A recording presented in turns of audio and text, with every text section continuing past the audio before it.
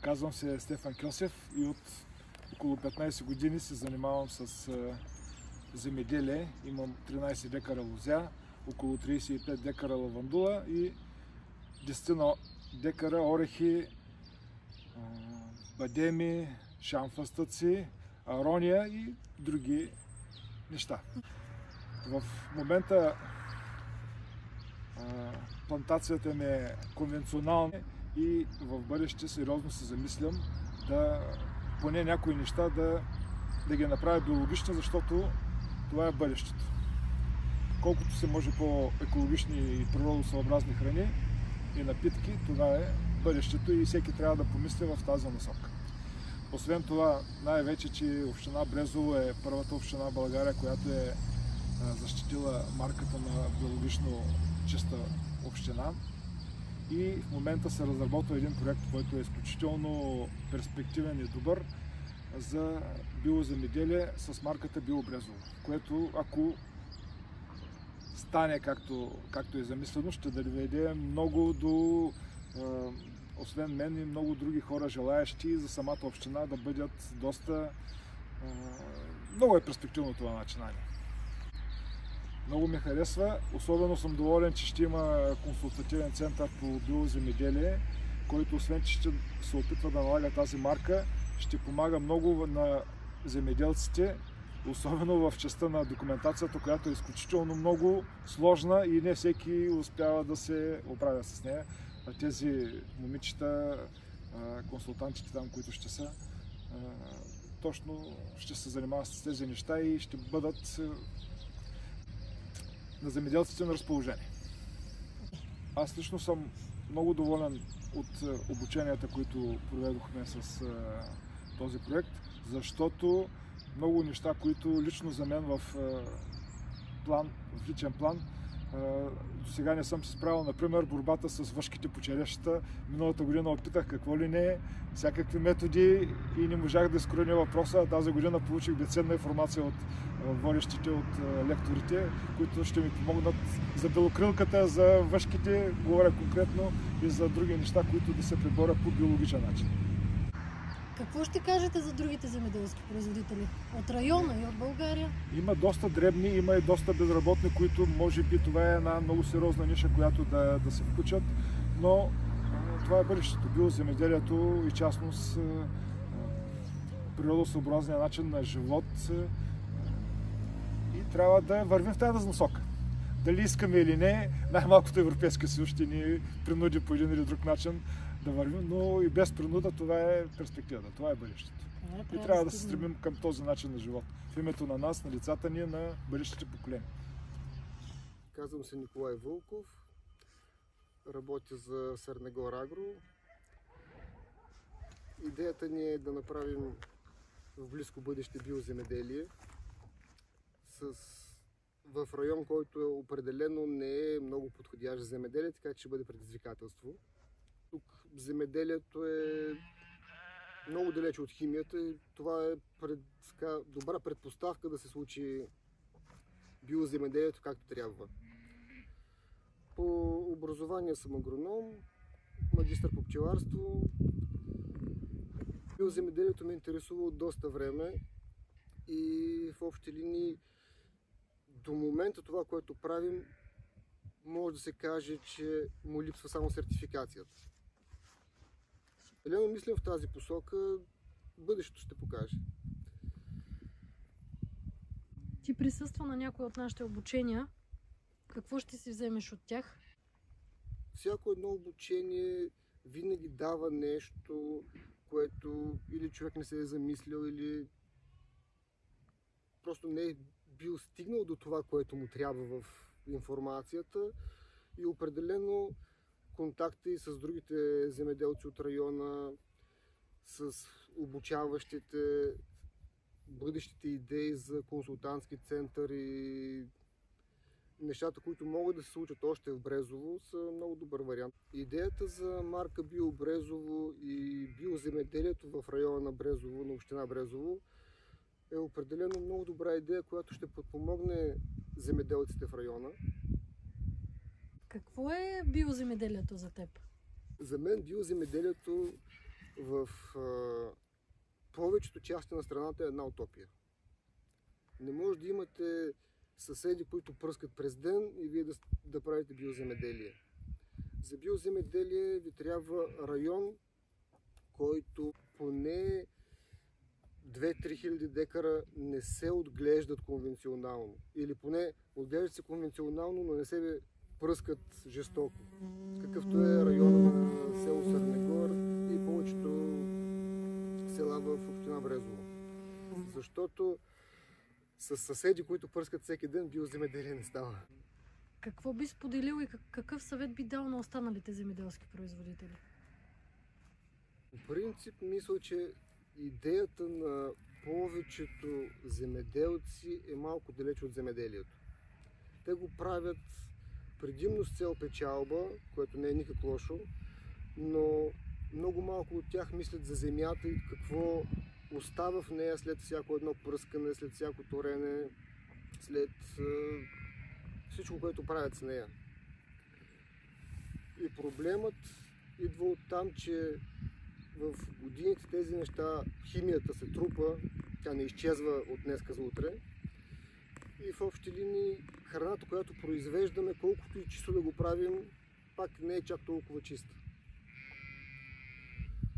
Затова идеята ни е изцяло да изключим химията и изкуствените торове и да направим наистина опит да направим едно наистина биологично стопанство. Би ли използвал марката Биобрезово? Да, определено идеята за използване на една обща марка Биобрезово е много добра и това би подпомогнало не само производителите от района, но и всеки, който би потърсил продукта. Така човек би добил една представа за мястото, където този продукт е произведен. Защото на етикета името на едно село или населено място не говори почти нищо на хората. Докато малко по-голямата територия, община Брезово, примерно, е позната. Какво мислиш за сдружаването на земеделски производители? Защото това е една от целите на консултативния център. Да създаде сдружение. Сдружаването на земеделски производители с цел реализация на продукцията определено е добро, но е малко сложно поради факта, че хората произвеждат различни неща. И ако те бъдат представени като нещо общо, а идеята не е просто реализация на голямо количество биологична продукция, тогава да, тогава нещата наистина са изпълними и биха се случили лесно. Ти би участвал в това сдружение? Да, определено бих участвал в това сдружение, точно поради тази причина, че групата винаги може да покаже нещо повече, отколкото един производител може да произведе колко 2, 3, 5 неща. Всичко останало няма как да го има в асортимента на производството. Идеята на едно такова сдружение, ако не е само за реализация на продукцията, а бъде на по-широка основа за техника, за консултантски услуги, за търсене на по-голяма популярност, да, това е определено много добър вариант.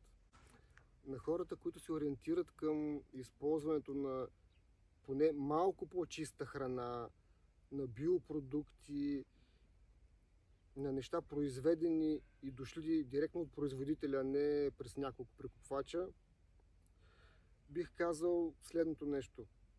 Когато прочетете етикета, ако това, което си купувате, не е произведено в България, то определено е няколко стъпки под нивото на биото в България. По една проста причина. В България биопродукта, който излиза на пазара, не може да има никакви замърсители. Той минава през взимане на проби и така нататък. Докато всичко произведено в Западна Европа има допустимо количество замърсители, което го има в биологичния продукт. Така че цената, която плащате там, колкото да е по-добра от българската, е оправдана от това, че той е по-замърсен. Една от добрите идеи на центъра е, че чрез биоземеделието продуктите, които се произвеждат тук на място, биха могли да се използват в къщите за гости, когато идват туристи, да опитат наистина нещо чисто и нещо произведено в района, с цел първо да се запознаят с марката Био Брезово, да опитат нещо наистина био, произведено в район, който е малко по-чист, и съчетавайки го с туризма и с нещата, които наистина могат да видят в община Брезово, да направят малко реклама на местните производители. Казвам се Иван, село Дранго, община Брезово, занимавам се с земеделие био, предимно с орехи. Какво мислиш за биоземеделието? Биоземеделието е стабилно, но обаче нямат финансиране от самата държава. Пазар се открива трудно и в момента, трудно, защото е по-висок стандарт, по-висока цена да реализираме при биопродукцията. Затова трябва да се замисли държавата да ни подпомогне. За бъдеще мислим да увеличим продукцията. Трудно е с документите, ама надяваме се с този център в община Брезово да ни помогнат. До сега нямаме проблеми, скарахме курсовете, няма никакви проблеми няма, с които могат дават консултации, съвети и така. Биопродукцията е по-скъпа от обикновената. Разходите са повече, без пръскани, без пестициди, за да излезе сертификат био. Много земеделци има, които могат да реализират биопродукция, ама всеки се насочва към помощи, към субсидията и гледат да изкарат повече пари. И ние се надяваме за бъдеще биото да дигнат субсидиите и да ни подпомогнат, да може да се развиваме за бъдеще. Познати сме с развиването и така помагат ни, дори за консултация звъним на доцентите от Аграрния университет. Ще видим за бъдеще какво ще е и как ще се развиваме. Ама е трудно. Какъв съвет ще дадеш на хората, на другите земеделски производители, които са конвенционални, да преминат към биото? Да минат. Защо? Защото е чиста храната, няма пестициди, няма отруи. Нали, за това се борим нашите деца да не са отруени. От Украина вкарват стока. Украинската стока, мислиш каква е? Тази година в момента има ядка на 12 лева, украинска. А пък нашата излиза на 20, 18,50 и не изискват документи, фактури, ДДС. И всеки на хората нямат пари, навлягат на ефтиното. И ние не можем да си реализираме продукцията. Добре, благодаря ти. Мерси, живи и здрави. Добре, казвам се Лаура и холандка съм. От няколко години семейството ми живеем в село Розовец, където имаме малка билкова ферма и правим чайове, различни соли и други билкови продукти. По професия съм етноботаник и се занимавам с билки от дълго време, почти 25 години вече. Да. Аз се казвам Андреас, роден съм в Германия, ние тук живеем заедно повече от 10 години. Винаги съм живял на село и в Бавария, като преди живях на село. И винаги се интересувах от земеделие, макар че съм филолог по образование. Но съм следвал славянски езици, който ми помага тук в България много, разбира се. А къде се намираме в момента? Се намираме в село Розовец, наша стара къща. Имахме голям късмет с тази къща, която е от османско време. И така имаме доста качествена сграда тук. Няколко думи за биоземеделието. Какво мислите за него? Ами, според мен, според нас, био е начин на мислене, начин на живот. Ние сме част от екосистемата и трябва да работим с естествени процеси. И важно е да грижим животността около нас, почвата, насекомите, растенията и Да, вече сме в третата година и имаме... Четвърта почва. Добре. И имаме много различни видове пеперуди, бръмбари, птици и те също предпочитат биоземеделие. Вашата градина предстои да стане и биологична напълно.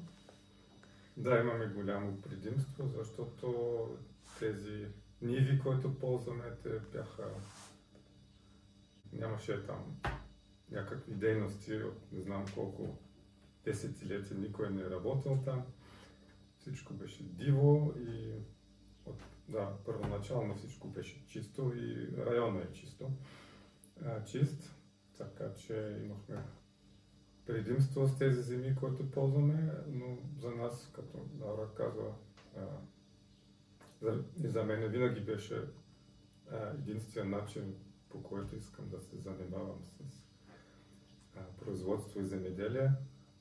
От млади години винаги купувах, също в Германия, от фермерите, например, директно купувах картофи, такива неща. Имах приятели на село, те произвеждаха неща и винаги предпочитах да вземам от тях.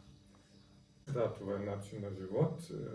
Ние двама имаме този опит, видяхме какво правят други хора, искахме да почнем нещо подобно. Тук намерихме идеални условия за това. И разбира, такъв проект като Биобрезово и консултативен център много ни помага в тази посока. За мен лично особено важен аспект. Нас не трябваше да ни убедите, че трябва да станем био, това беше ясно за нас. Но да, отначало само така искахме да работим, но помагат много тези обучения, където се учиш за бюрокрация, за правилните стъпки, как говоря за какво, тези по бюрократически въпроси, които за чужденци особено са сложни теми. Значи с кого трябва да общуваме изобщо и как се правят нещата от А до Я. И да, помага и също контакт с другите производители, защото тук сме доста далече от всички хора и случайно няма да имаш връзка с другите производители. Значи само чрез такъв проект, където хората се събират, защото един седи, но по един човек във всяко село има, може би или двама, които се занимават и случайно няма шанс да ги запознаят, да се срещнат и този обмен е много полезен и да, подкрепя в тези начинания. Основният аспект е, разбира се, как се правят нещата и доста полезни съвети в посока растениевъдство, което ни интересува, разбира се. И учих много интересни неща за биоземеделие в България също. Например, че Аграрен университет се занимава с това вече от 80-те години на миналия век. Това беше много интересна нова информация, че има такъв институт с такъв огромен опит в тази сфера. Такива неща много помагаха да учим конкретни неща за растениевъдство, бих казал. Да. Какво бихте посъветвали останалите земеделски производители? Било то в рамките на общината или извън общината? Ами, имам много съвети, но може би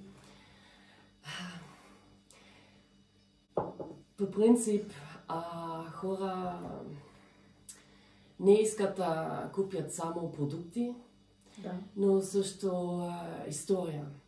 История и връзка към производители директно. И важно е да решите каква история ще бъде. Една история за по-зелен, по-добър, по-здрав свят или не. И да. Важно е да комуникираш какво правиш и защо и да правиш нещата по красив начин. В нашия случай аз съм сигурен, че помага, че имаме имаме лого, имаме като товарен знак нашия лого. Да. Хората бранд имаме, аз не харесвам думата имидж, но създаваме някакъв имидж.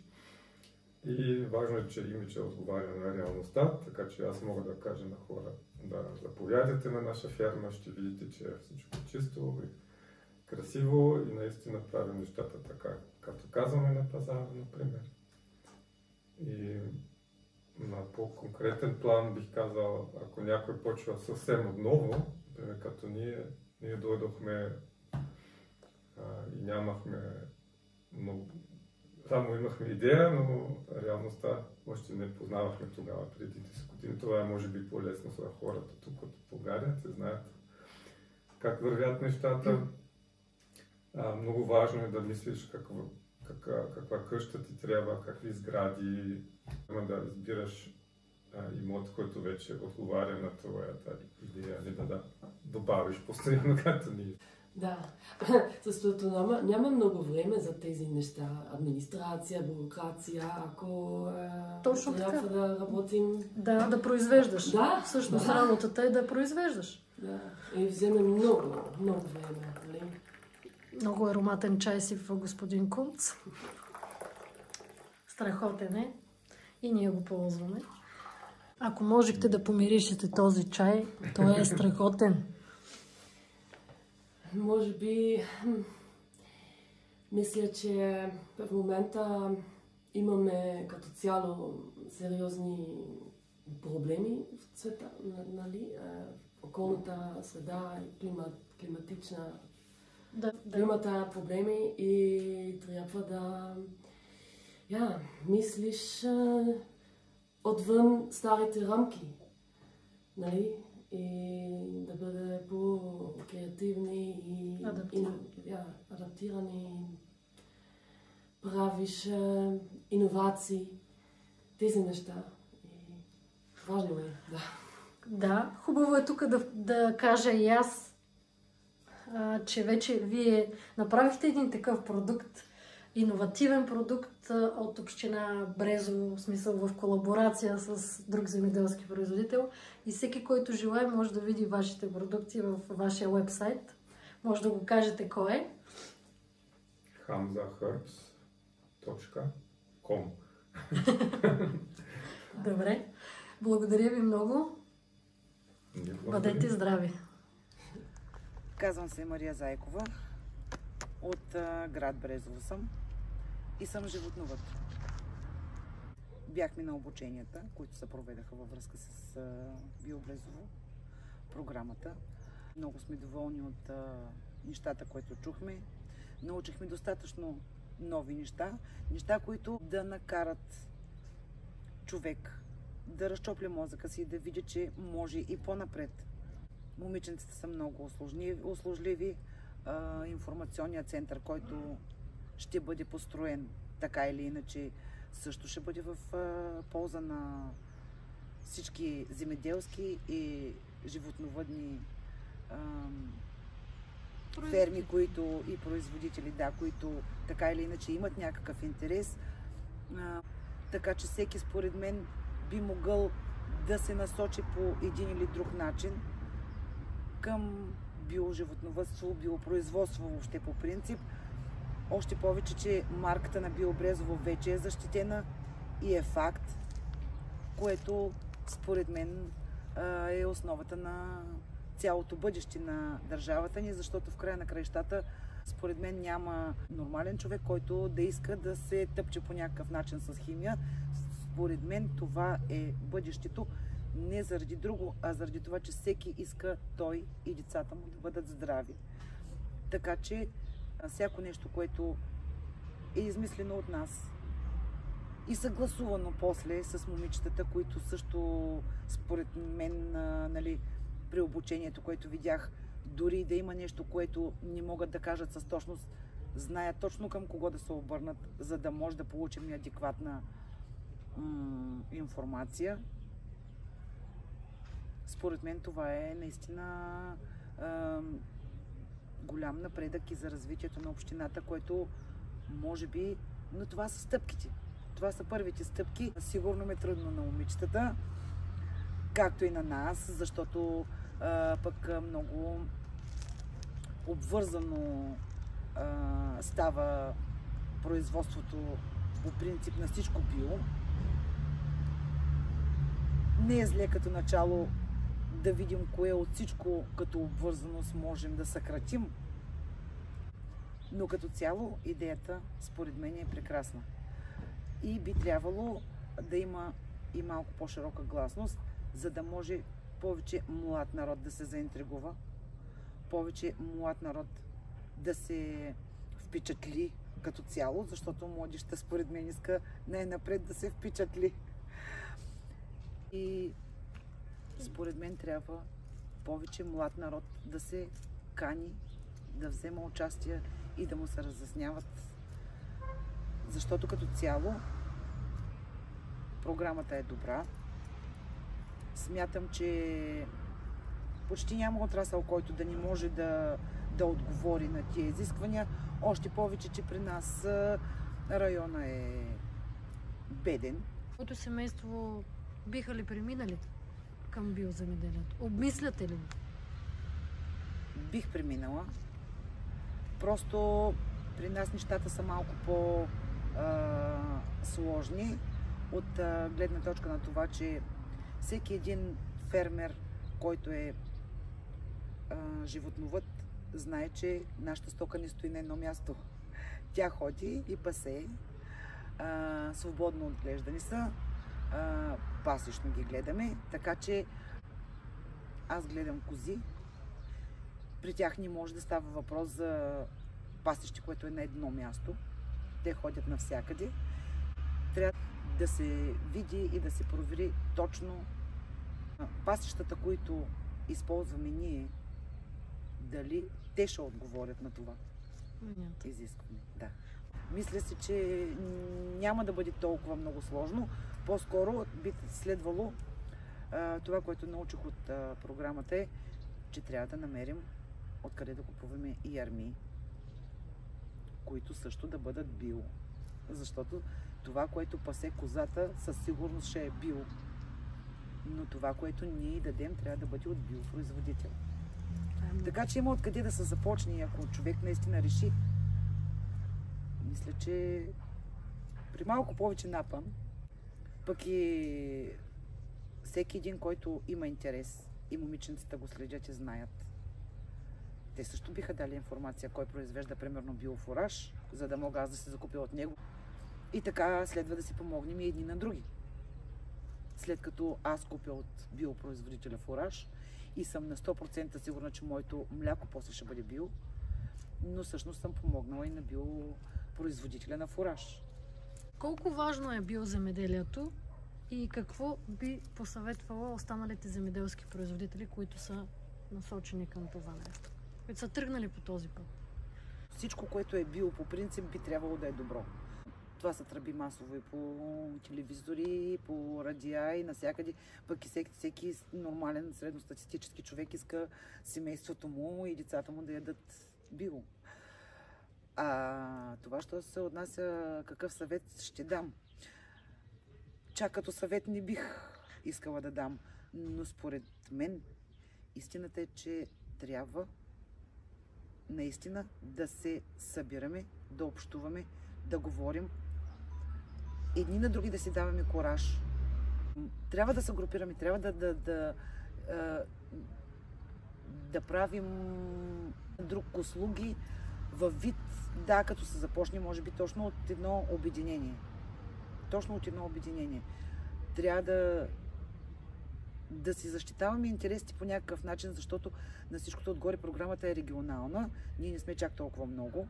Познаваме се. Повечето, бих казала. Така че коалиция, обединение. Трябва да се тръгне от някъде. Някакъв кооператив, някакво сдружение, за да може и по-безпроблемно да си контактуваме, по-безпроблемно да си намираме информацията, която ни трябва, било то за фуражи, било то за кой какво е произвел. След като имаш сдружение, сдружението си има управителен съвет. Управителният съвет взема достатъчно важни ръководни функции, било то е за производство, било то е за търговия, било то е за продажби на изходен продукт. И когато нещата тръгнат, на този, който работи, му остава само наистина да работи. Благодаря. Здравей, Васко. Какво мислиш за преминатото обучение? Обучението беше много добре, положителна насока. Благодаря се на община Брезово, на доцент Петър Борисов, на Дачо Йорданов, които ме насочиха в областта на отглеждането на биоземеделието. Добре. Какво мислиш за този проект с Аграрния университет, с община Брезово и норвежката програма, която дава възможност на безработни хора да се обучават? За мен това е само в един плюс. Ево, насочиха на как примерно да справя градини и много друго. Това е много добре. Ти вече внедри ли го в твоето стопанство? Все още не съм, обаче те замисля много сериозно по въпроса. Да беше на ниво, много сме доволни. Благодарим на община Брезово, на Аграрен университет Пловдив, който обича да заповяда да се влизали в сферата на отглеждането на биоземеделието. Благодаря ти, Васко. Благодаря, аз Ани. Живи. Какво мислите за биоземеделието? Биоземеделието, според мен, това е бъдещето на земеделието като цяло, защото просто трябва да се яде по-качествена и по-натурална храна. Смятам да се развивам в тази насока, защото не виждам бъдеще в това начинание. Казвам се Богомил Шицов, занимавам се с основно с пчеларство от 2007, регистриран като земеделски производител. Завършил съм зооинженерство. Отглеждаме животни като хоби за момента, с което мисля да се занимавам професионално в бъдеще време. Глеждам ги от село до село, община Брезово. За момента не съм биологичен, но тенденцията е тук до няколко месеца да подпиша договор с сертифициращи органи да премина по надлежния ред към биологично. Присъствал съм на доста от обученията за земеделски производители. Смятам, че за мен са много полезни. Има неща, които ги научих точно в процеса на обученията, които не ги знам спрямо основно за биологичното пчеларство. Присъствах и на обучение по животновъдство и там те ми помогнаха да знам в коя насока трябва да тръгна за биологично земеделие, животновъдство и земеделие. Да знам какви са изискванията и нормативните относно сертификацията. Относно преподавателите, лекциите бяха много поучителни.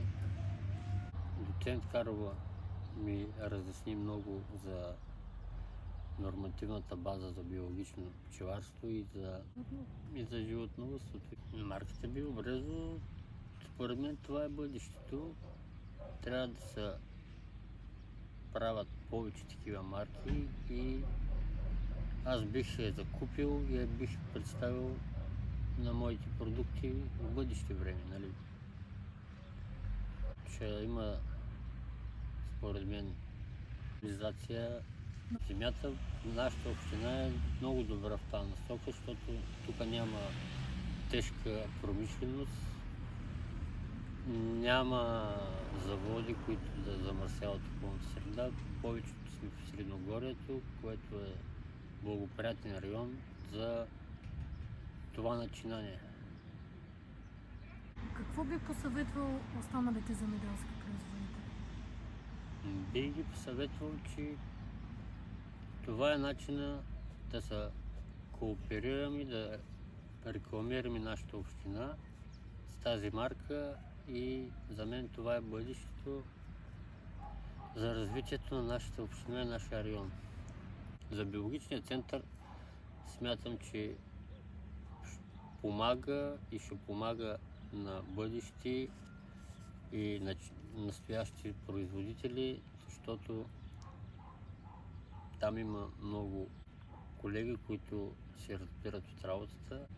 На мен консултативният център ми помага в момента и се надявам да ми помага в бъдеще време да работим заедно и да реализираме този проект и да го развиваме в по-голяма насока.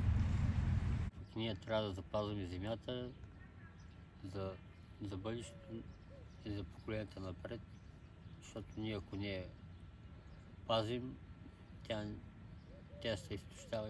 Здравейте, аз съм Радо Станкова и съм от село Върбен. Ръководя къща за гости в село Върбен. От днешната лекция на професор Борисов бях доста впечатлена и бих се възползвала от неговия опит и знания. От вчерашното обучение до доцент Карлова също бих вкарала доста знания в къщата ми за гости и бих показала на туристите, които идват от големите градове, биопродуктите, тъй като моите родители се занимават с животновъдство. Те биха ми помогнали в тази сфера, бих я вкарала и ще се радвам да имаме все повече туристи, за да може селата ни и град Брезово да се развие. И точно с това било, защото това е бъдещето за хората.